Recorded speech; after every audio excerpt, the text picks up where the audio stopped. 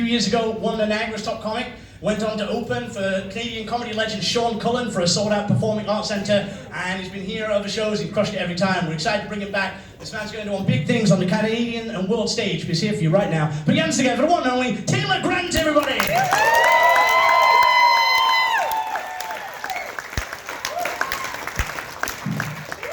That was a cool intro. The world, he said. What's going on, Fonthill? So, before I get into the really dirty shit, I gotta start off a little sentimental here. Lost a buddy about a month ago, and so I brought a table of his close friends out, just to give him some laughs and whatnot, so I thought I'd share a little story on his behalf. So this guy, he was like one of those Grizzly Adams looking motherfuckers, right? It's like 6'3", yeah, big beard, long hair. He looked like the kind of guy that if you walked up to your door and you opened it, and like he was there with a grizzly bear, you wouldn't even question it, right? You're like, oh, come on in. He was just like, he was an imposing looking guy. And one day we were drinking at a friend's house, and we're in the basement, and he's sitting in a chair. And he just looks like a fucking, you come to me on the day of my daughter's, right? He looked like that. And I'm like, oh, I would never fuck with this guy. And we had music on, I don't remember what we listened to, heavy metal, so I'm like, something, right? And he looks at me and he's like, find the remote for me, bud. I'm like, yes, sir, right away, sir. So I start looking for the remote, and I find it, and I give it to him. He changes the music, I go back to my conversation. And like I said, this big, mean-looking motherfucker starts bobbing his head. And I'm like, all right. And he starts singing, so I'm thinking he's like, da-da-da-da-da, singing some like gangster rap shit, something. I look, and this big, mean-looking motherfucker is singing, ABC, ensemble is ABC. He was singing the Jackson 5, and it just like, okay, all right. But yeah, I just want to share that story for him and the table. But you know, no, thank you guys, that's awesome. But honestly, he died doing something he loved, and it's made me think a lot, you know. I really want to die doing something I love, goats. And I mean, statistically, if you have sex with a goat close to the edge of a cliff, they'll push back harder, thus making it more enjoyable for both parties. That's my kid. That was a bad joke too, wasn't it? But, no, I'm apparently a Fonthill legend. I don't know what the fuck that means. But I love Fonthill, and I've been watching a lot of documentaries recently. So everywhere I go, I kind of think, like, how would they say it on a documentary, you know? And here we are, in Fonthill. Fonthill is home to many elderly people who can't drive through the Meridian Center parking lot. You will find hordes of elderly every Thursday at the Bandshell. Fonthill is mostly known for its MILFs and its pointless construction. If someone from Fonthill says that they are taking their dog for a walk, it means that they are sauntering down the street with a schnauzer in their arms. Right, and then I think of like other places. If we move away from Fonthill, we enter the most dark, desolate place known to man. Welland. Home to many bridges that don't work, and many people that don't work.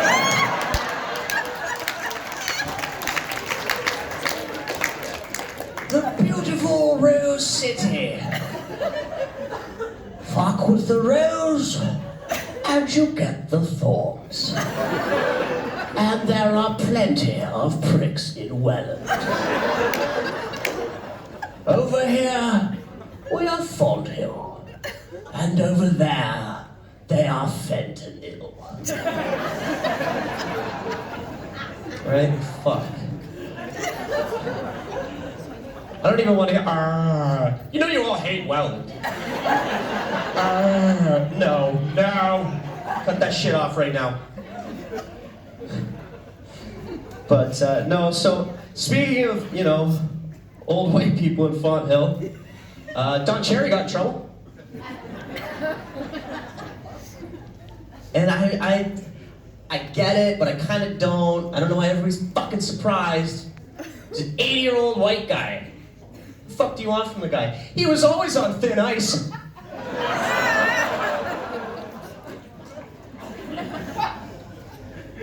So, I was reading.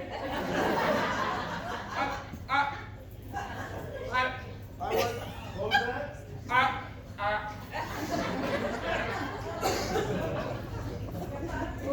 I was reading into the thing.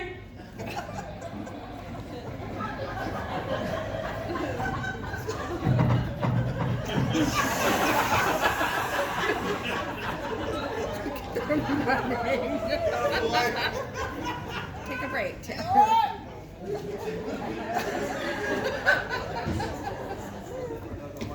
So two things run out of batteries within 5 minutes of each other. Guys, I do apologise. I'm coming, Taylor, I'm coming. Never on the first date, baby. All right, see how this one goes.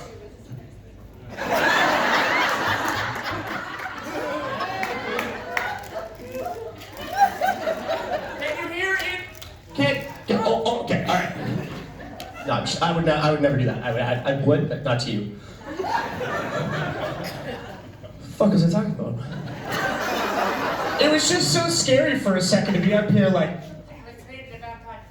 I realized I looked so schizophrenic. So, I was reading into the Don Cherry a little bit, and I'm like, okay, he said some crazy shit in the past. So I looked at those quotes and I'm like, why wouldn't he just take the Donald Trump masterclass on how to say terrible shit and get away with it, right? That's the easy old white guy thing to do, get out of jail free. So I was looking at quotes that could either be Don Cherry or Donald Trump, and I had an idea to play a game.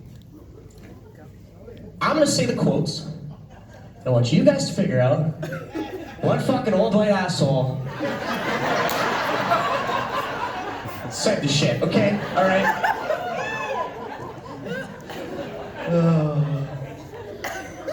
Alright, this is the first one. I'm being ripped to shreds out there by the left wing Blinko newspapers. It's unbelievable. Or, I'm being ripped to shreds by the left wing Blinko newspapers. It's unbelievable. Cherry or Trump? And somebody says, Don. Cherry. This one's a toss-up. I like this one. This could go fucking either way. They probably both said it. I've been trying to tell you for so long about the Russians. The kind of people they are, and you just love them with their multiculturalism. I've been trying to tell you for so long about the Russians. Where did I go? I've been trying to for so long with the Russians, I was telling you. For so long. What kind of people they are, and you just love it with your multiculturalism. Which Don? Oh, I like it. Yeah, see, it's a toss-up. That one is Donald J. And this is the last one I'll do. This is my favorite fucking one. I love it so much. I got black guys counting my money. I hate it. You know the guys I like counting my money are short guys who are yarmulkes all day. Or I have black guys counting my money. I hate it. The only guys I want counting my money are short guys. They wear yarmulkes all day. Which Don said that? Mr. President. That was a lot of fun. And thank you for joining in on the Don or Don Show.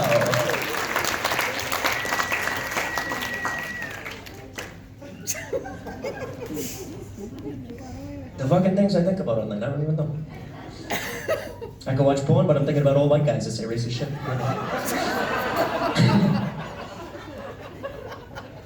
Oh, fuck. I've been with my girlfriend for a while now. Shit's going great. The beginning of it, she's like, oh my god, you're so fucking funny. You're so funny. And now she just says, you're so fucking annoying. Whatever, fuck off. But, so, like, I have a cat, all right? I got my boy. Sir Dexter McFluffy-Nuts Jr. Senior the Third, Esquire. I love him. But I decided one day to play a prank on my girlfriend.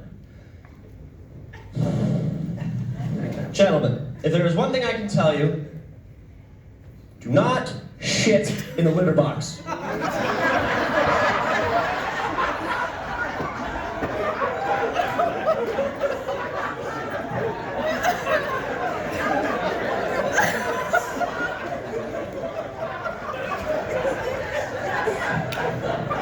Veterinarian training or not, she will know that that is a people shit and not a cat poop.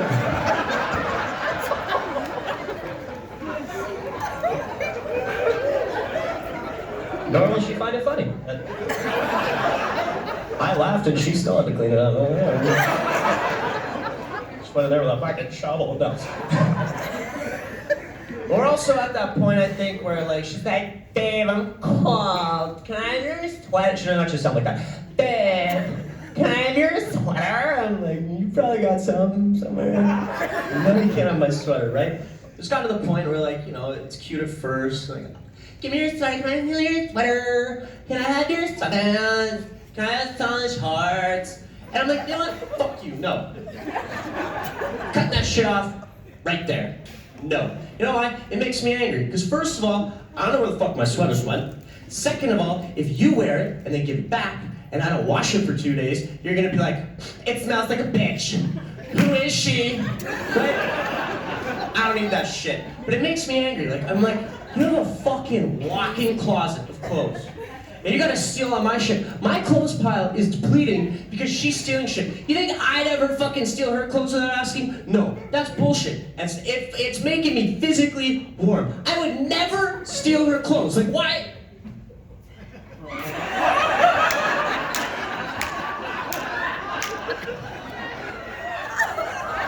Like, why?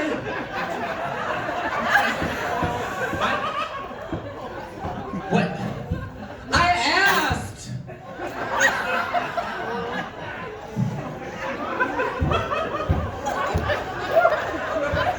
I'm ashamed of nothing. Nothing. Can I tell another one? All right.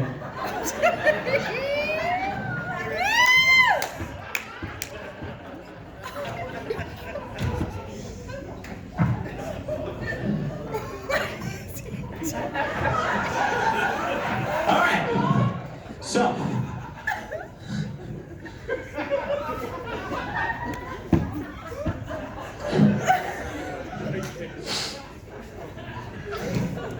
This one's, woo!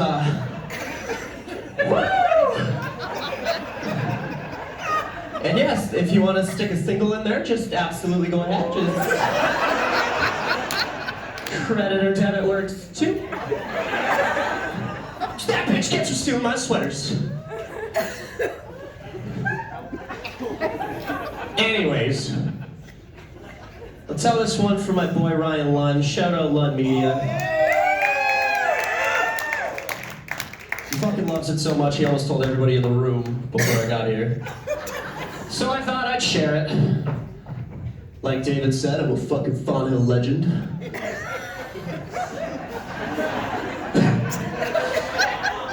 I used to work at a coffee shop in town.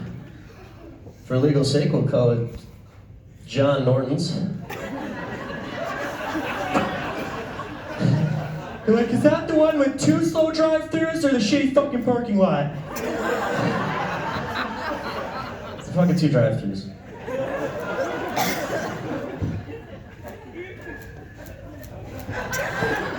I feel you staring.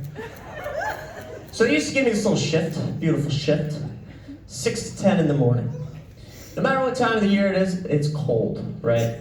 So what I would do is I get my uniform and I throw it in the dryer. I go have my shower, and you are so quiet and I'm fucking wearing this. I love it. You guys are fucking weird. Anyway, so I throw my shit in the dryer, get it all nice and warm and snug and ready to go. So this one day I wake up and I was fucking walking on sunshine. I was like, this is gonna be a great fucking day. This is gonna be wonderful. So I went to take my shower. I brought my fucking uniform, threw it in the dryer. And I was like, you know what? Let's go fresh from the feet up, right? Socks, boxers, poof, tumble, let's go. So I go to work. 6 o'clock in the morning. 7 o'clock in the morning rolls around and I'm like, I got this fucking wedgie. Right? So I'm thinking, all right, shirt's tucked in, reaching up for the old ladies, shirt bringing up boxers with it, science. 8 o'clock rolls around, and I'm like, fuck, this wedgie's still here. So I said, fuck it. I went to the washroom, I unbuckled, I retucked, I resituated, back out in the working world. 9 o'clock rolls around. I still have a wedgie. But at this point, I'm just trying not to pick my asshole and hand people food.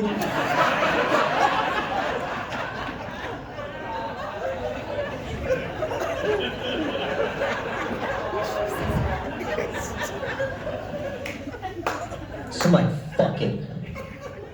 10 o'clock rolls around, I'm done. I'm going home. Home free. I see the finish line. Still have a wedgie. I get home, close my bedroom door. I take off my shirt. Still have a wedgie. I drop trowel. Still have a wedgie. I drop boxers. I still have a wedgie. I turn around and for 4.5 hours had a dryer sheet wedged between my ass cheeks. And I put a fucking bounce in my step that day. All right, ladies and gentlemen, I didn't bring any extra underwear, so I'm gonna be wearing these for the rest of the show. Thank you so much for your time. Let's begin that.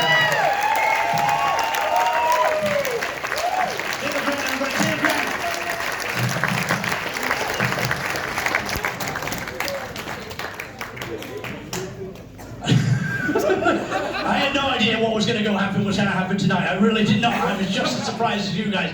You're going to work tomorrow. You're like, what did you do last night? We went to Pelham, and Donald Trump was there, and he ran out of batteries. And then there was another guy, and he was in.